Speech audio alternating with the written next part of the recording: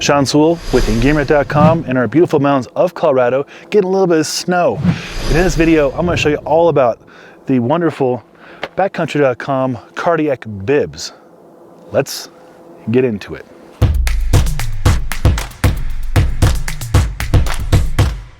First, we'll start with sizing. I'm 6'1", 215 pounds, 45-inch chest, 33-inch waist, 32-inch inseam. These are the men's extra large, and as you can tell, it's a fantastic fit.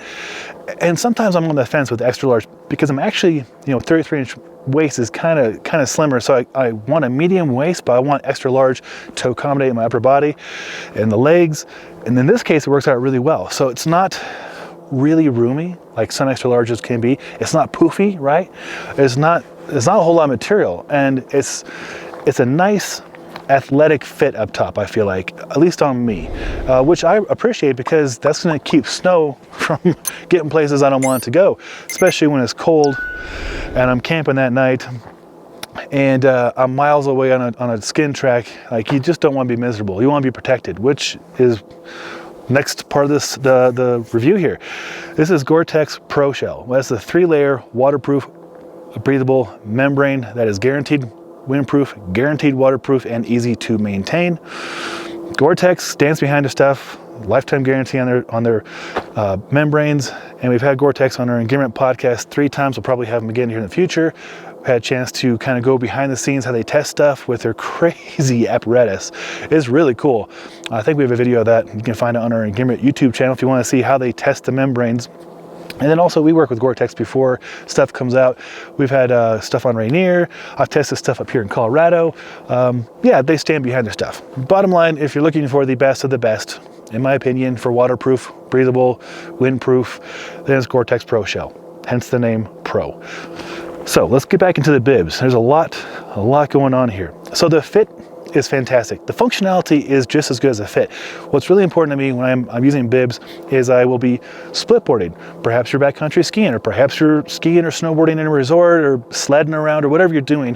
When there's thigh pockets, I'm always excited because I assume if it's a backcountry focused bib, which this is, it will have my favorite thing, the beacon pocket. So there's an elastic pouch right here that will accommodate your beacon, and then there's a little cord retention little loop right there. So that's where I keep my beacon. Beacons come with the proper harness to carry it, but ever since my companion rescue, I don't know, 8 years ago, I've enjoyed having the beacon lower, especially when I'm practicing drills. It's easier for me to access and I'm closer to the ground. So that's personal preference. You carry your beacon where you want to carry. Just carry your beacon.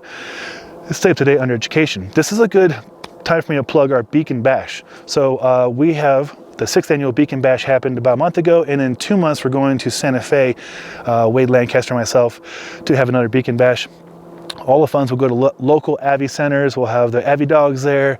And of course, very importantly, the whole reason we started the Beacon Bash was to practice your skills.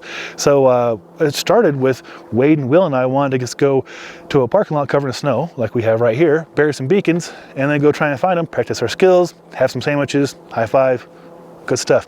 Turned into like a couple hundred people showing up outside Winter Park, and now it's become an annual thing. It's actually a 501c3 now, a nonprofit. So anywho, if you're going to the backcountry, carry a beacon. That's where I carry mine.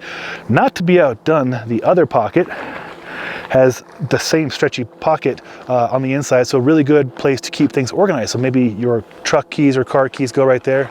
Boom. I keep them in that little pocket. That way they're not moving around in the pocket.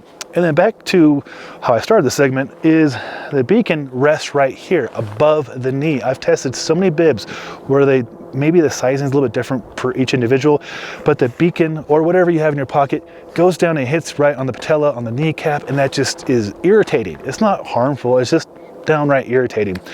So this one, well designed, pocket holds the beacon right here in the thigh. Life is good. Up top, you get another pocket right here. A little place for, this could be a good place to carry, well, I got a lens cap in here for the camera. That's probably not something you'd be carrying there, but it's a good little place for a snack or your GoPro or what have you. And then this pocket is a game changer. I've never seen a pocket like this. It's large, right? You can fit your skins in here. It's separated with this little Velcro tab, so you can put your beanie and gloves and then close it and not worry about them falling out when you bend over. When you know, say you're having a wonky time on the skin track and you bend over, you don't have to worry about things falling out. Great full zip, very high coverage. And then this is, again, they really dialed this in. You get external vents right here, which is great. Kind of would be nice next season if they go all the way to the ground, so you put them on over boots and stuff. So you can see right there, ventilation on the external, ventilation on the external, and ventilation on the internal. So you can get the pass-through effect, right? If you've toured in some hot corn in late season, you'll appreciate being able to ventilate as much as possible, right? I should also mention it has the Reco reflectors, which is a nice passive system, not active, passive system for when you're in a resort, but that's not to be relied upon for safe backcountry travel. That's where your education, wisdom, and beacon shovel and probe coming. It's getting cold.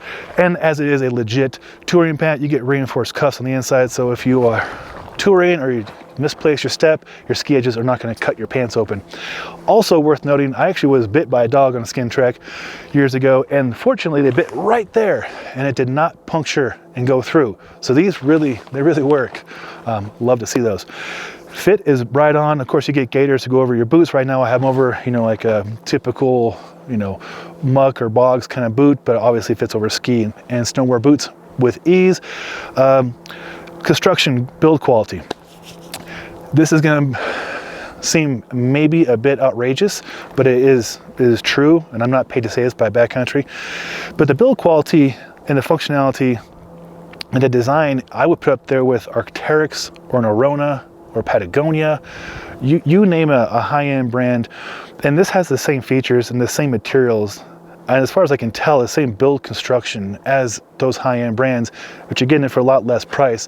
And as of this video, both the bibs and the jacket are on sale for significant savings, and I would personally pick them up for the price they're at right now. That's a bargain.